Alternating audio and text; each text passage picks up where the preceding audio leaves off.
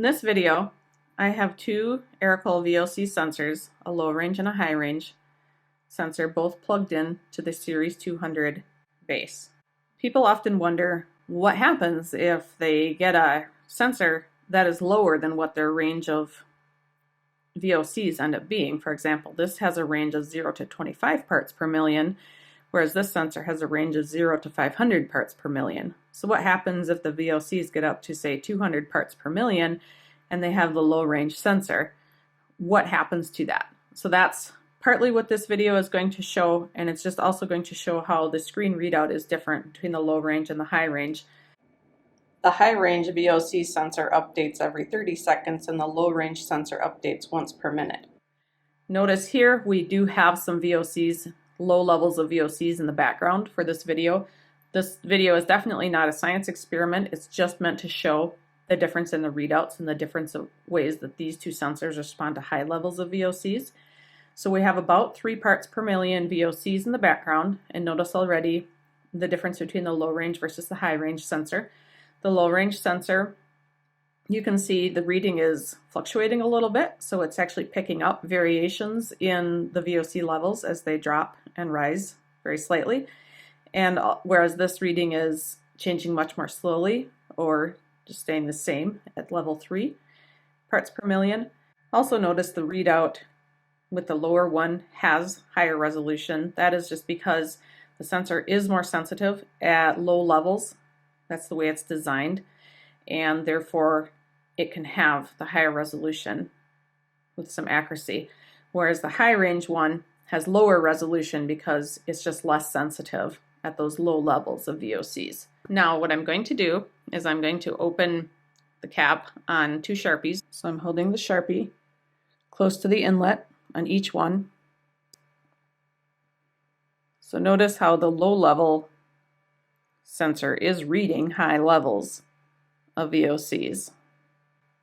However, you can assume with the low level sensor that anything above 25 parts per million, you know that your level is higher than 25 parts per million, but it's not accurate. So if these were the types of readings you were seeing on your low level, on your low range sensor, you would know that you needed to upgrade to the higher range VOC sensor.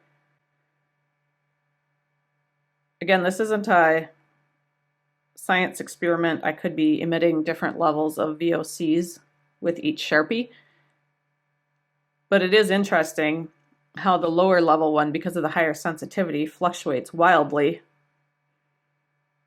in the presence of high levels of VOCs, whereas the high range VOC sensor with lower sensitivity gives a more steady readout, which is what you want in situations of high levels of VOCs.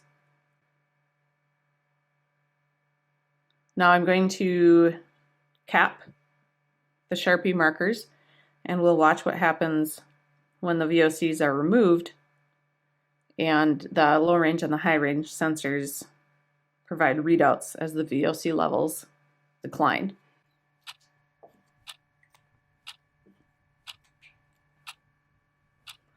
So they are declining at about the same rate, which is interesting. Although again, you notice that the lower range one is fluctuating more wildly as the readings go down versus the high range one, which has a more steady decline.